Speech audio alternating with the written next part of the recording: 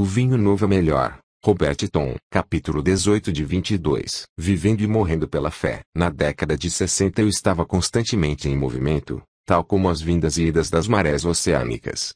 Frequentemente eu era arrebatado através do mar aos Estados Unidos, onde podia levantar fundos suficientes para financiar nossa operação na África. Depois voltava para comprar os livros e as fitas gravadas, material tão necessário ao nosso trabalho de evangelização. Alguns de meus amigos achavam minhas viagens um pouco estranhas, visto que eram, quase sempre, aventuras improvisadas com limitado planejamento prévio.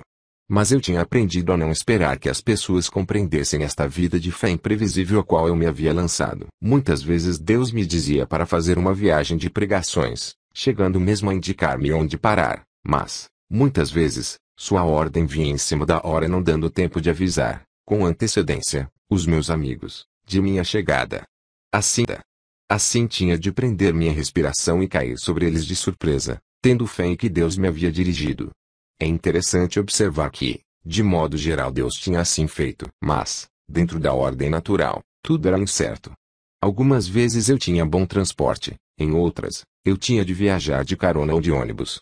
Algumas vezes meu auditório se compunha de milhares de pessoas, em outras, não passava de um punhado de gente. Mas, em todas estas idas e vindas ao acaso, o que poderia parecer rematada loucura, Deus me levava a pessoas que necessitavam do meu ministério, bem como de pessoas que queriam cooperar comigo em meu trabalho na África. Quanto mais conservava Deus e sua obra em primeiro lugar em minha vida, mais me maravilhava de como abria-lhe as janelas do céu e provia o dinheiro para este ministério desprovido de outras fontes de recursos financeiros. Não tínhamos o amparo de nenhuma denominação evangélica, nem contribuintes por meio de listas através do correio, nem programas de propaganda, e, contudo, Deus estava atento, de modo que recebíamos cada centavo necessário à nossa expansão africana. Algumas vezes Deus me proporcionava as maiores ofertas nas reuniões menores. Eu acabava com dinheiro atulhado na minha sacola, nos meus bolsos e até mesmo nos pequenos bolsos da parte da frente do meu blusão. Quando voltava ao meu quarto após os cultos, eu dizia: agradeço-te, Senhor, estes dólares americanos. Faze-me sábio no investimento deste dinheiro em tua obra. Quero confessar, no entanto, que, algumas vezes, parecia terrivelmente estranho trazer comigo tanto dinheiro e ainda ter de pedir carona para viajar de uma para outra parte. Mas eu tinha resolvido que dinheiro, ofertado especificamente para nosso ministério na África, jamais deveria ser usado para outros fins. Deus cuidaria de minhas necessidades pessoais de outra maneira. Várias vezes o diabo me atormentou acerca do risco de viver pela fé. Louco, dizia ele.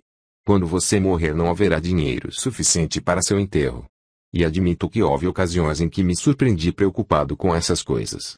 Eu não tinha seguro de vida, nem de hospitalização, nem fundo de aposentadoria, nem dinheiro no banco.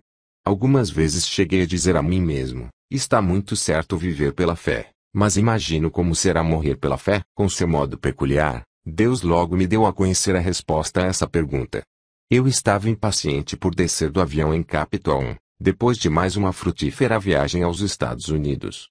Mal entrei no carro, comecei a contar a Joyce o que fora minha viagem, e a falar acerca da excelente excursão, das muitas pessoas que tinham sido salvas e cheias do Espírito e, ainda, acerca das generosas ofertas que recebi para o nosso ministério. Eu falava e falava, e acho que evidenciei tanta alegria que deve ter sido difícil para Joyce ter de dar-me algumas notícias, mas... Bob, disse ela por fim, enquanto fora, você perdeu um bom amigo. Sim. Quem? Bosworth. Bosworth? Meu velho companheiro? Sim. Recebi uma carta da irmã Bosworth. Ele estava com seus 80 e poucos. Mas quando aconteceu? Faz mais ou menos um mês. Ela tentou entrar em contato com você, mas não conseguiu. Custa-me acreditar, suspirei.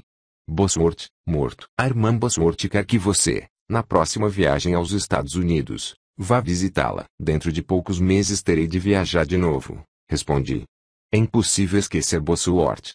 O deão do Ministério da Cura Divina.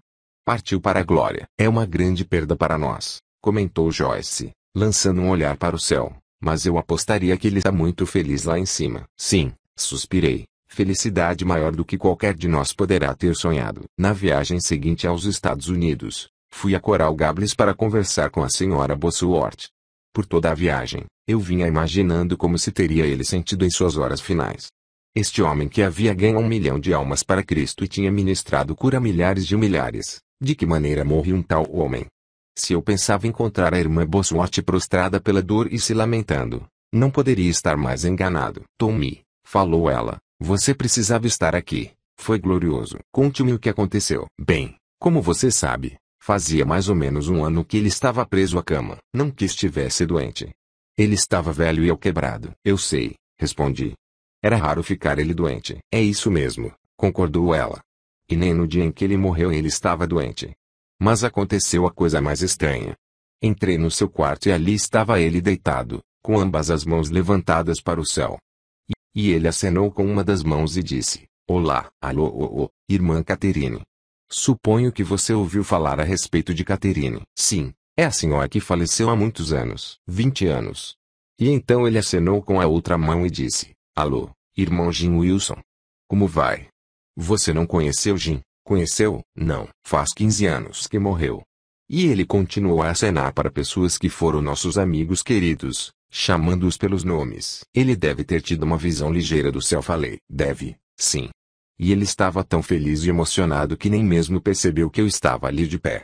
Ele parecia estar inteiramente absorvido por alguma coisa que não podia ser vista com os olhos naturais. A senhora contou esses fatos a alguém mais? A poucas pessoas.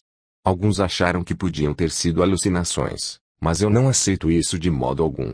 Ora, ele estava tão lúcido e vivaz como sempre. Bem, algumas pessoas não entendem essas coisas. Sim, como isso é verdadeiro. Não é verdadeiro. Não é uma pena. Mas ainda não lhe contei a melhor parte.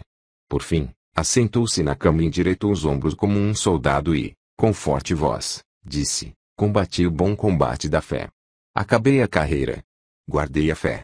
E então, aspirando um grande hausto de ar, gritou, aleluia. E, no instante imediato, caiu sobre os travesseiros, deixou de respirar e partiu. Após dizer essas palavras, ela cobriu os olhos com o lenço e chorou de alegria. Eu saltei de minha cadeira e levantei minhas mãos para o céu. Aleluia, solucei. Não é maravilhoso?